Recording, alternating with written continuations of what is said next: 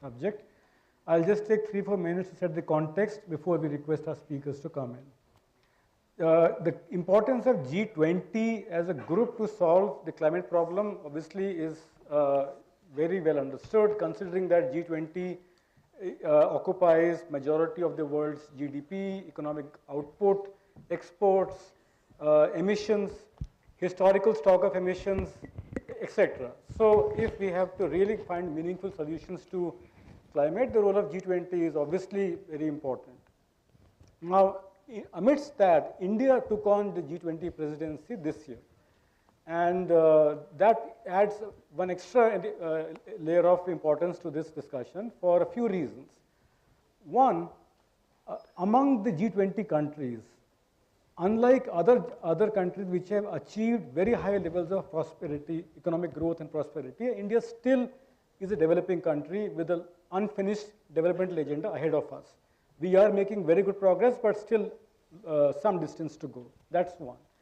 Secondly, unlike many G20 countries whose economic growth depended very closely on fossil fuels, India's journey most likely will be different, because and we are already seeing signs of decoupling of India's growth from fossil fuel consumption because of the deepening of energy efficiency and renewables into our energy mix.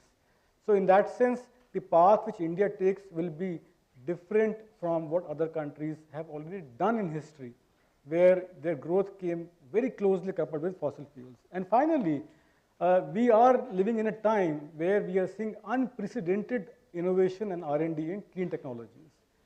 Solar, batteries, energy efficiency, you name it, there is very robust innovation happening everywhere. That gives us confidence that what India does, and India is chartering unprecedented and territory, what India does could be a new economic growth model for rest of developing world to follow. So in that sense, this becomes a very important discussion, how India can weave into G20 narrative a new growth paradigm which is climate friendly and doesn't cause any environmental or ecological damage. Now, India has talked about the Green Developmental Pact. Our foreign minister did mention about that in a recent speech, which is based on 5 pillars: life, which is lifestyles for environment, circular economy, climate finance, accelerating progress on SDGs, and energy transition and security. So we would be keen to hear from our esteemed panelists their thoughts on how these various 5 pillars or India's aspirations can be weaved in the G20 agenda, or any other thoughts they feel how G20 can accelerate action on climate. So with that, I'll stop. We have a panel of 7 speakers today. We'll start with a video address by His Excellency Mr. Michael Bloomberg, who has pre-recorded a message, who is United Nations Special Envoy for Climate Ambition and Solutions, and also the founder of Bloomberg Philanthropies. So may I please request his video to be played on. Hello, everyone. Let me thank TERI for hosting this summit, and thanks all of you for taking part. It couldn't be more important or more urgent. Climate change is accelerating and affecting more and more lives. At the same time, the steps we take to fight climate change also benefit the economy and public health by cleaning the air and water. And the faster we act, the more lives we can save. India's G20 presidency is a great opportunity to help show the way forward. India has set ambitious goals for more clean energy and electric vehicles, and is taking important steps to turn those commitments into action. Through the International Solar Alliance and the Coalition for Disaster Resilient Infrastructure, India is helping countries work together and share ideas. And Indian businesses are finding innovative ways to cut emissions and to collaborate with government leaders to attract more green investment capital. Bloomberg Philanthropies is working closely with India in many of these areas. TERI is a key partner for us, so let me again thank everyone at the organization for their leadership, and thank you again for all of your work. All the best.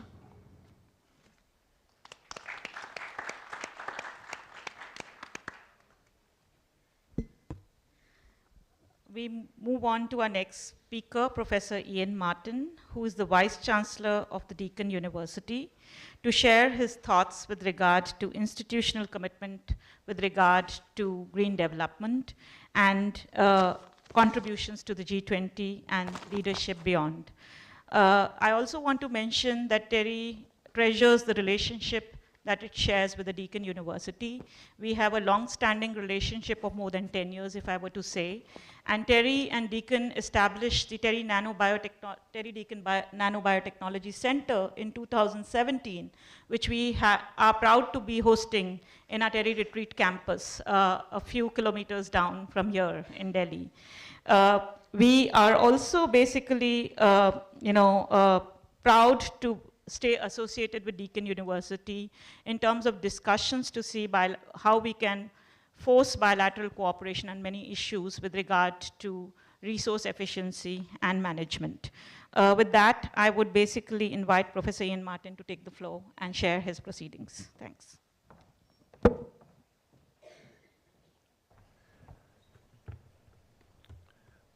Friends, colleagues, our wonderful partners at TERI, it is an honour to be with you here today. As has been said, I'm the Vice-Chancellor of Deakin University in Australia. I'm going to wind the clock back to start with. April 2021, mid-pandemic and in between lockdowns, of which in Victoria there were many. I had the huge privilege of launching our renewable energy microgrid, which is the largest solar farm on any Australian university and actually one of the largest anywhere in the world. This was a really proud and important moment for our university, and every time I go and have a look at it, I am reminded of just how impressive it is and what it is doing. It's situated on our Warm Ponds campus. It delivers about 7 megawatts, linked to a 1/4 megawatt of rooftop storage generation, and a state-of-the-art research centre. It forms a central part of our university's commitment to be carbon neutral by 2025 and carbon positive by 2030. The first I am confident about, the second is really bold, but we think we really should be doing that. I know our goals are ambitious, but they should be. If we are going to be a research leader, an industry engagement leader, and to be able to bring together the right skills to deliver a carbon neutral society in Australia and across the world, working with our partners, those goals have to be ambitious.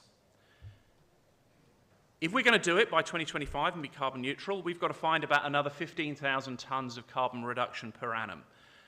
We think we can do it. We have plans. But it is going to require an ongoing commitment. And it's not a commitment that the university alone can deliver. And one of the themes that I'm going to talk about today is if the G20 is to deliver, it has to find ways of building bridges between universities, governments, and industry, linked together by policy that recognises the sheer complexity and local impact of what they're talking about. Deakin last year was named as one of only 6 trailblazer universities in Australia, and we've been given a very significant investment to develop a research commercialised hub in the field of clean energy and recycling. It's not about just the fundamental discovery research, it's how we go and work with companies to actually put that into play.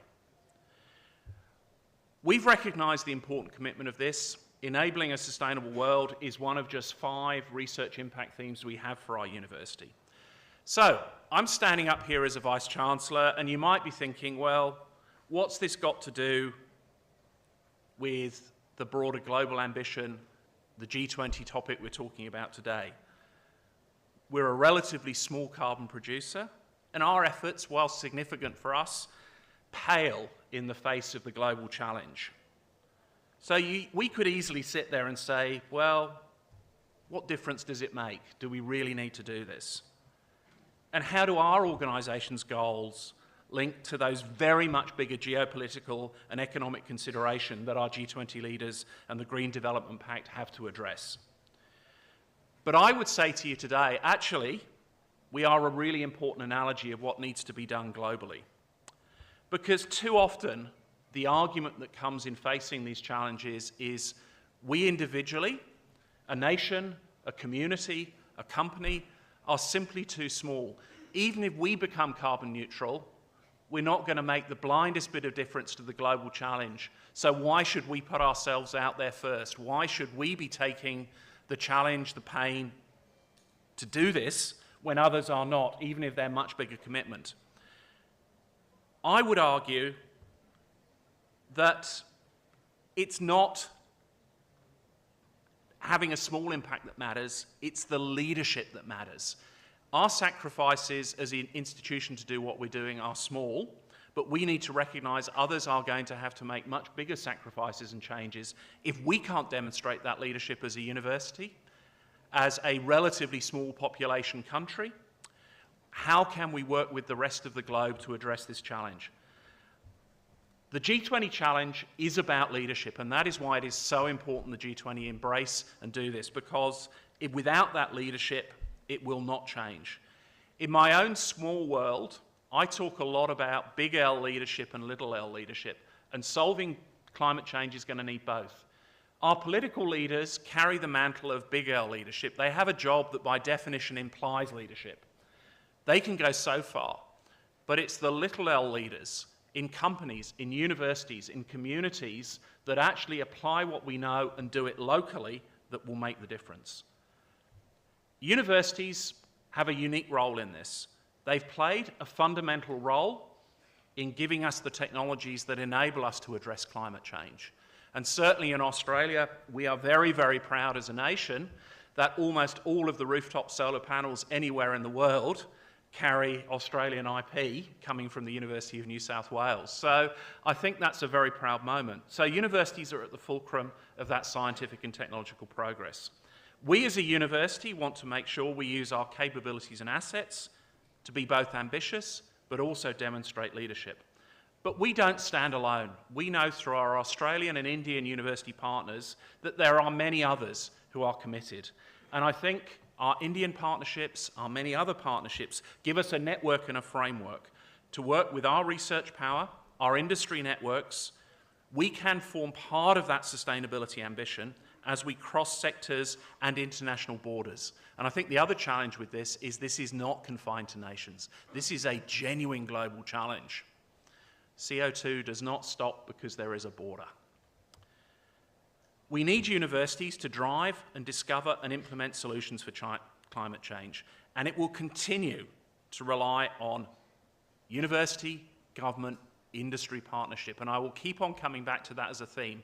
If we cannot align those three forces, we will not be able to deliver what we need to be able to deliver. This is probably the single issue that requires that coalition, and framed through the G20, I think we've got more chance of delivering. Australia and India are separated by 8,000 to 10,000 kilometres, but we are joined by an almost complete sharing of economic and social challenges. Clean and renewable energy, sustainable economic development, food security, water security, they are the same set of issues. They're ones that with TERI we are both working to grapple. But it's not just confined to TERI. We're working with IIT Madras as part of the Australia-India Centre for Energy, again, thinking about how we work together transnationally to deliver. I've talked a little bit about our solar rooftop commitment. Renewables are great, but until we can store significant and industrial quantities of energy, we are not going to solve our challenges. And I think if I look at what we have available technologically now, if we didn't do any more development with solar rooftop generation and wind generation in Australia, we could probably become completely green if we can solve the storage piece. And so for us, working on hydrogen, being realistically one of the few available practical solutions at the moment, is also really important for us. And again, as part of our commitment to a living laboratory, we're currently working through a plan to integrate our solar farm with hydrogen generation, storage, and fuel cell electricity generation, because we want to create a scalable model that smaller communities can actually adopt and use locally. Because one of our fundamental premises is much of what we will need to see in the future with sustainable energy is that grid of grid models, local generation, local storage. We as a university, I think, can play a role. There's also the component of workforce. We need to have a solid workforce to deal with this, and again, energy is really important. So we work with India on that workforce piece, sustainability, the technology that drive it. How do we get to the point where we need to get to?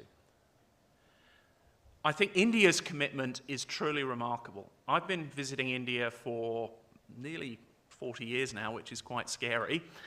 And the change that is happening here and the change that I've seen over the last 5 to 8 years in particular is quite remarkable. The conversations about sustainability in India across the community are happening in a way that even 3 years ago you would have never imagined. And I think there is no better country at the moment to have the G20 presidency, given how India is managing many of these changes. We need to have bipartisan, multi-partisan political commitment over decades. And that's going to require bold decisions that our G20 leaders get behind and stick with. As a university, we're in a great position to help. Our university partners are.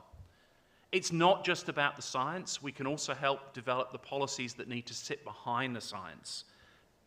Because ultimately, it's not about the technology now. It's about policy and community will to do the changes that we need to do. So much of what we need to do relies on social change, and universities can and should be seen as trusted experts who can help our G20 leaders navigate their way through this. We know that social science and its integration into any strategy to fight climate change is absolutely critical. And I think it was absolutely pleasing to see the foundational strategy in the draft Green Development Plan, Pact Life, Lifestyle and Environment, because it emphasises that importance of social change and social impact. We have a commitment to say to individuals and local communities, don't feel powerless. Give them the tools to effect positive change for environment. Small changes in behaviour make a huge difference when you multiply it not just millions of times, but billions of times. And our expertise in delivering the social science behind many of those small nudges as a sector in partnership is going to be so important. This is not just ideas and academic guessing. Most of the successful behaviour change programs that Australia has seen over the years, anti-smoking campaigns, anti-skin cancer campaigns, SunSmart, have all relied on easy to adopt multiple small changes. And I think, again, there is the challenge for our leaders, is how do we bring it together? Successful society-wide behaviour change programs create the conditions where it is easier, I'm not saying easy, but it is easier for individuals and organisations to make a choice in the right direction. The G20 is the right political mechanism to drive this because of the sheer scale of the economic power that sits behind it. But it needs to drive down from that very high-level conversation around macroeconomics right the way down to local communities. And I come back to where I started. Individual institutions trying things, leading locally, has to be a part of this. And I think we look to our leaders to enable and facilitate that through policy, through economic models, and support and encouragement. There is no single solution. And indeed, there is no small number of solutions. We have to have a policy and implementation framework that allows the adoption of many changes that incrementally impact our footprint on the planet. One should never forget the power of compound interest. 2% change per year, compounded over 2 decades, makes the most enormous difference to what we are talking about. We were talking over lunch about solar cell technology. You wind the clock back 30 years, it was expensive, it was inefficient, few people could afford to see it as a realistic and sustainable generator of electricity. There was no magic year when it changed suddenly, but what we saw was a sustained effort to improve efficiency 1–2% per annum every single year. It is now the cheapest, most sustainable way, certainly in our country, to generate electricity. Still come back, we haven't solved the storage issue. This is not just about science. The science is exciting, the science offers us real opportunities, but it's about the fusion of technology, policy, and social adoption to deliver progress and not just change. I look forward to where these discussions go, But I think this is the single biggest challenge we face, but it's also the single most exciting challenge we face because the differences we can do will last for many, many, many generations. Thank you once again for allowing me to be part of the panel today.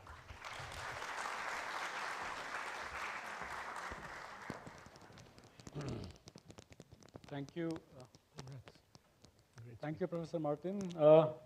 Thank you very much for very crisp and insightful sharing your thoughts. I totally agree on the role of coalitions of universities, industry, and government, and also like to point on the interdisciplinary part of science, social sciences, and economics. India's LIFE project is actually an experiment in social sciences of behavioral change. So totally echo on you. Friends, we now move on to Mr. Amitabh Kant, Sherpa of G20 Government of India, who also was the CEO of Niti Aayog for many years and a distinguished civil servant. Over to you,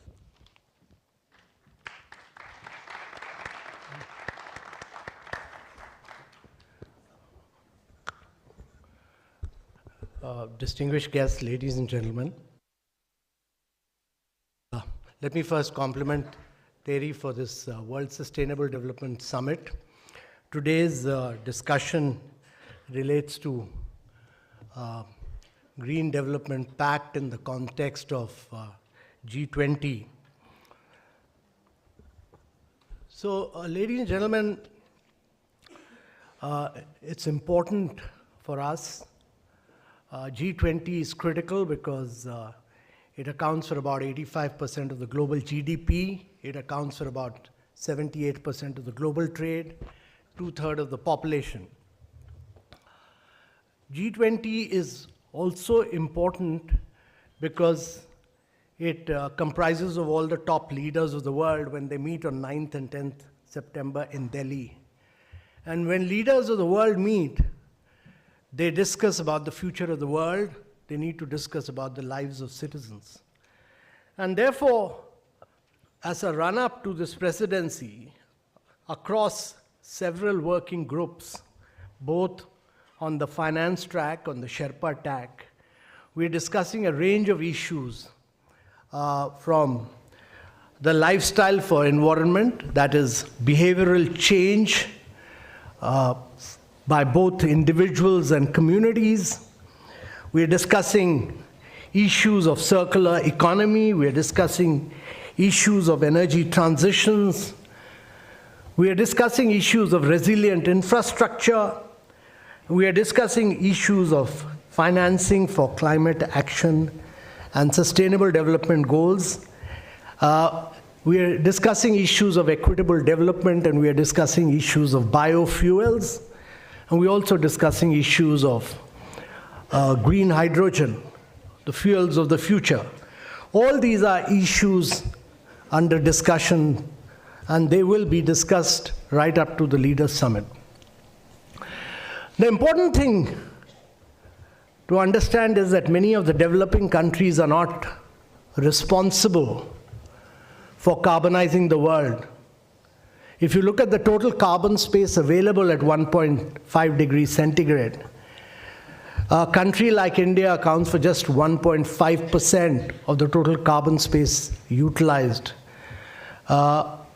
Whereas logically, on a per capita income basis, it is entitled to about 17.5% of the total carbon space available. The developed countries have accounted for almost 88% of the total carbon space utilized. But irrespective of that, India believes that it must be the first country in the world to industrialize without carbonizing the world. And therefore, it took several measures, and in COP21, for the NDC targets that it had committed to, it was the first country in the world which achieved its NDC targets 9 years ahead of schedule. We've pushed a very rapid renewable program through very transparent competitive bidding. We have close to about 165 gigawatt of renewable power today. But irrespective of that, it's important to understand that even if we do 100% renewable, we will be actually cleaning up electricity, which is just 20% of the total energy. In India and in many developing countries, electricity is only 20% of the total energy.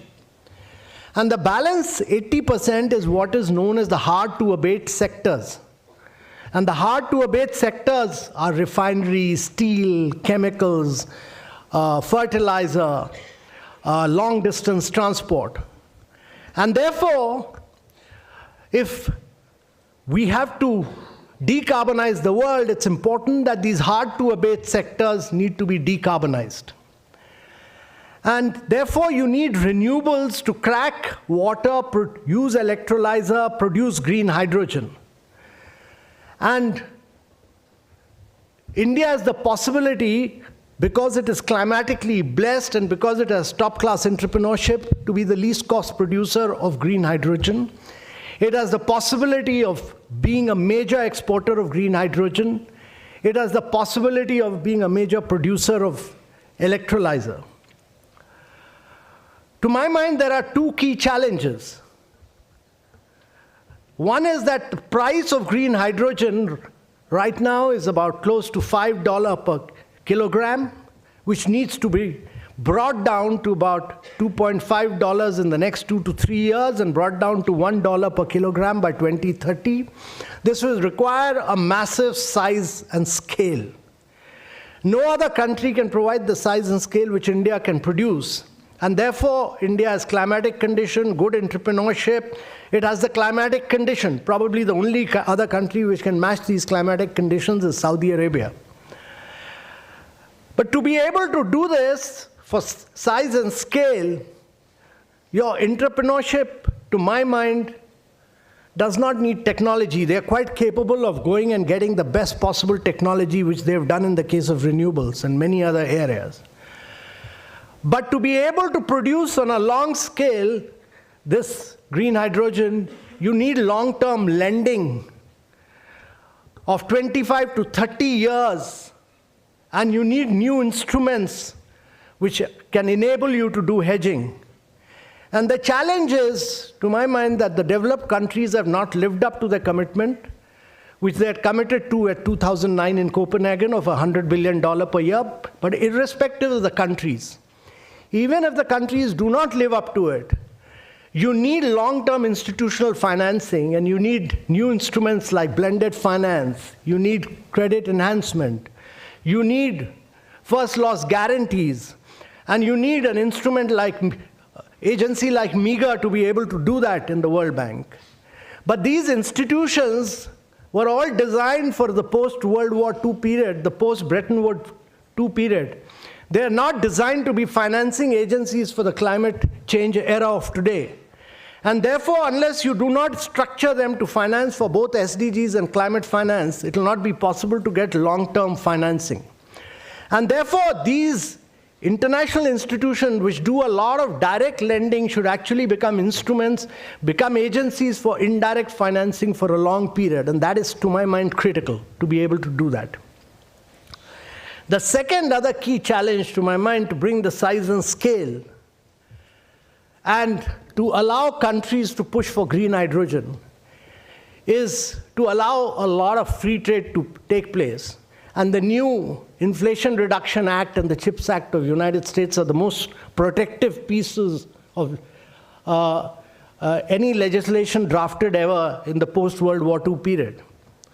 They provide for a subsidy of $3 per kilogram for green hydrogen, only for hydrogen to be produced in the United States of America, even if it is commercially non-viable to do it.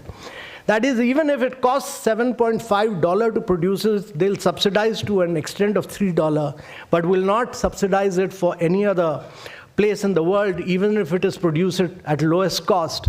This is against the basic theory of market and against the basic theory of free trade, which the United States of America has propagated for the last, ever since 2047. And therefore, unless you don't allow your trusted partners, like Australia, like India, like Korea, to produce green hydrogen to size and scale and support it in terms of procurement, you'll never be able to get the size and scale. So that is, to my mind, very, very critical. And therefore, there are several components to any Green Development Pact, and that is, it would require, a Green Development Pact would require a major behavioral change in terms of the consumption pattern, in terms of community and individual action.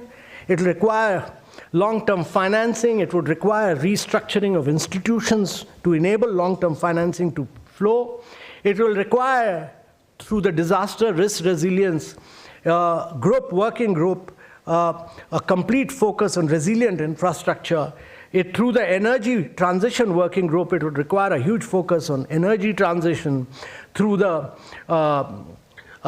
climate working group, you would require a huge focus on circular economy. And through the international financial architecture, infrastructure, and sustainable finance working groups of the finance track, you would require financing for climate action and for SDGs.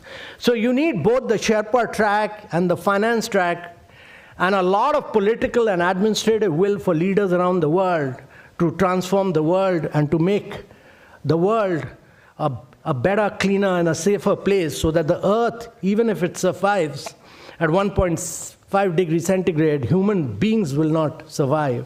And for that, to ensure that human beings do not become extinct, it requires big-scale thinking, it requires vision, and it requires your ability of great leaders to be able to arrive at a Green Development Pact, which to my mind is absolutely critical and significant for a world of tomorrow.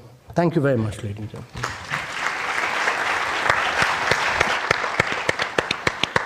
Thank you, Mr. Amitabh Kant, the Sherpa for the G20 and presidency this year. I think he very well highlighted the tall order and agenda that we have on the road up to the G20 with regard to various issues that we are trying to target with regard to different tracks of discussions that we have in the G20 process. Of course, you highlighted the challenges with regard to the carbon space, which is much restricted now, and how we do need leadership roles played by countries. It's just not about India playing the leadership, but I think it's about many countries out there who should be basically showing up pockets of leadership with regard to what we can do with regard to giving the important thrust to climate action, globally speaking.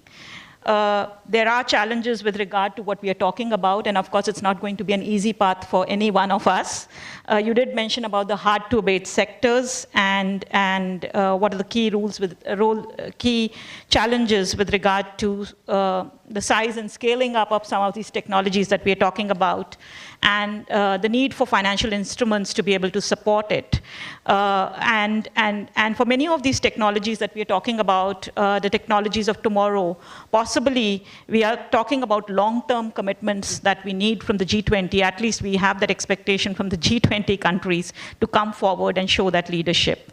Of course, there are issues with regard to free trade, and I think that acts as a barrier if we are not able to kind of resolve some of the nuts and bolts of it with regard to the scaling up and the kind of assistance that possibly developing countries are looking towards when we talk about multilateral and bilateral cooperation and look towards the developed countries for assistance with regard to both technology and finance to help support these actions.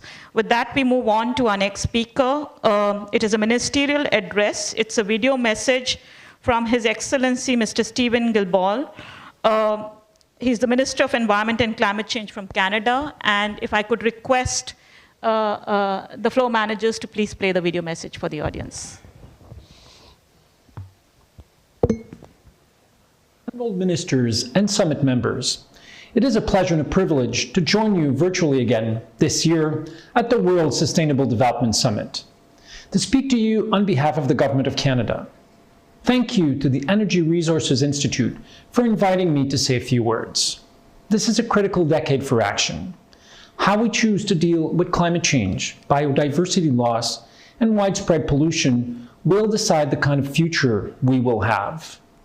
choosing an ambitious path to ensure we will have the best possible future, and working on solutions to these complex global issues requires leaders from all countries to work together. For this, the G20 can play a critical role. As we enter a new year and a new G20 leadership cycle under India's presidency, Canada welcomes India's leadership. And we look forward to working together to advance sustainable development and other key priorities. Canada's 5th Federal Sustainable Development Strategy, which we tabled last November in support of the 17 UN Sustainable Development Goals, brings together major Government of Canada social, economic, and environmental sustainable development initiatives. From conserving nature and biodiversity, tackling climate change, and banning single-use plastics, to improving the quality of life for all Canadians, such as championing gender equality, improving access to public transportation, parks, and green spaces. Canada supports India's proposed G20 focus on the blue economy, resource efficiency, and the circular economy and ecosystem restoration. We also look forward to working together for strong G20 outcomes on biodiversity, because nature is our strongest ally in the fight against climate change. That's why we would like to see the G20 commit to concrete actions toward the full implementation of the new Kunming-Montreal Global Biodiversity Framework, a global 30% conservation goal for 2030. Canada also recognizes that plastic pollution is a global problem that requires urgent global solutions. We welcome the opportunity to work with G20 partners and others to advance a legally binding international agreement to end